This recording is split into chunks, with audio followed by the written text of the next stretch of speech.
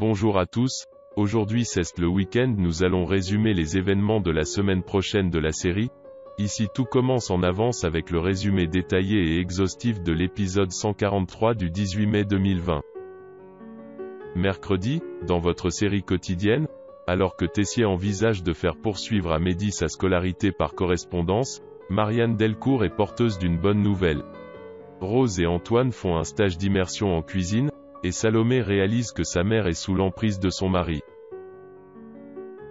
Tessier a convoqué Rose, Antoine et Clotilde.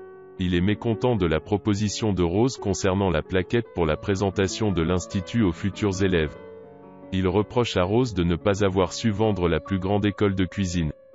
Clotilde intervient et estime que cela n'est pas nécessaire de dénigrer le travail de sa sœur. Mais Tessier enfonce le clou. Si Auguste Armand, avant de mourir, n'avait pas voulu se rapprocher de sa fille, ils auraient une vraie chargée de communication, et par ricochet un vrai proviseur d'une grande école de cuisine, et non un ancien adjoint de lycée. Rose se propose de recommencer les plaquettes, mais Emmanuel estime que cela ne servira à rien. Il constate par ailleurs qu'elle et son compagnon n'y connaissent rien en cuisine. Clotilde suggère qu'il fasse un stage en immersion pour savoir ce que vivent les élèves. Antoine et Rose sont partants. Vêtus d'un uniforme, ils assistent au cours des élèves de première année. Si Rose s'en sent capable, l'annonce du plat à réaliser corse ce nouveau challenge. Clotilde a choisi une recette de Fanny Ray, un carré d'agneau de Sisteron, pommes soufflées et sautées minutes d'asperges sauvages et artichauts épineux. Et c'est un vrai fiasco. Mais s'ils ratent leur plat, Rose et Antoine affirment avoir pris conscience malgré tout de la pression que vivent les élèves au quotidien. Tessier est dubitatif et les invite à assister le lendemain à son cours de pâtisserie. Sylvie sous l'emprise de son mari, Salomé partage avec Maxime sa joie de connaître enfin sa mère, et lui confie être soulagée de ne pas être le fruit d'une histoire sordide. Mais sa joie est vite ternie lorsque Sylvie est en retard à leur rendez-vous, et qu'elle ne répond pas à ses appels. Elle reçoit finalement un SMS de sa mère qui se dit désolée d'avoir un problème de dernière minute.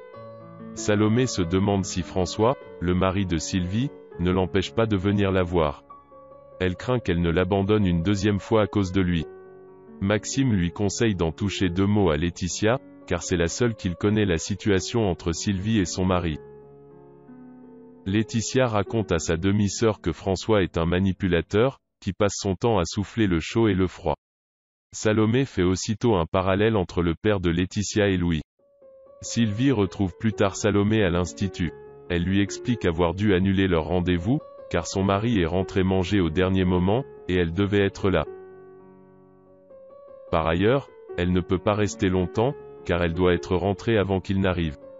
Salomé a le sentiment que François contrôle Sylvie, mais cette dernière nie.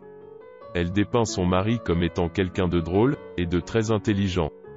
Sylvie explique ensuite à Salomé ne pas vouloir parler de sa vie de couple. Avant de partir, Sylvie demande à sa fille de ne pas essayer de la joindre. Salomé se montre compréhensive. Veuillez vous abonner à notre chaîne pour mettre à jour les dernières nouvelles sur. Merci d'avoir watching notre vidéo. Amusez-vous bien.